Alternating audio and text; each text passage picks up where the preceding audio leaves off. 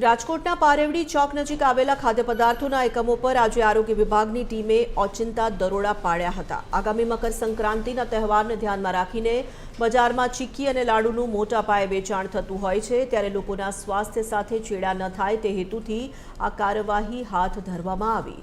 તપાસ દરમિયાન અધિકારીઓએ ચીક્કી, લાડુ અને તેમાં વપરાતી અન્ય સામગ્રીની ગુણવત્તા ચકાસી હતી।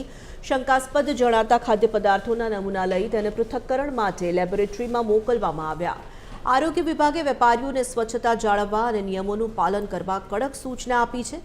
જો લેબોરેટરી રિપોર્ટમાં ભેળસેળ જણાશે તો સંબંધિત વેપારીઓ સામે કાયદેસરના કડક પગલાં લેવામાં આવશે। આ કામગીરીથી અશુદ્ધ ચીજવસ્તુઓ વેચતા વેપારીઓમાં ફફડાટ વ્યાપી ગયો છે।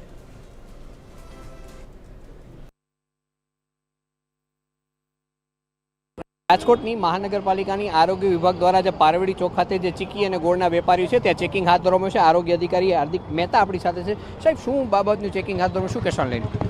હાલ જે છે શિયાળાની ઋતુની શરૂઆત થઈ ચૂકી છે, તો લોકો દ્વારા જે છે બહોળા પ્રમાણમાં જે છે ચીક્કી છે, ગોળના મમરાના લાડવા છે, તો તે આવા ખાદ્ય પદાર્થોને બહોળા પ્રમાણમાં લોકો આરોગ્યમાં ઉપયોગ કરતા હોય છે। તો ખાસ તેને અનુલક્ષીને ગત સપ્તાહે પણ રાજકોટ મહાનગરપાલિકાની આરોગ્ય શાખાની ફૂડ વિભાગની ટીમ દ્વારા જે છે ચીક્કી અને ગોળના જે લાડવા બનાવવામાં આવે તેની અંદર સઘન ચેકિંગ હાથ ધરવામાં આવ્યું હતું, અને આ સપ્તાહે પણ એ જે છે ડ્રાઈવ કન્ટિન્યુ રાખવામાં આવેલી છે। તેને અનુલક્ષીને હાલ જે છે રાજકોટ શહેરના પારેવડી ચોક વિસ્તારની અંદર જ્યાં ચીક્કીનો બહોળા પ્રમાણમાં જે છે ઉપયોગ દુકાનદારો દ્વારા કરવામાં આવતો હોય છે, તો ખાસ તેને અનુલક્ષીને અહીંયા અમારી ટીમ દ્વારા જે છે સઘન ચેકિંગ હાથ ધરવામાં આવી રહ્યું છે।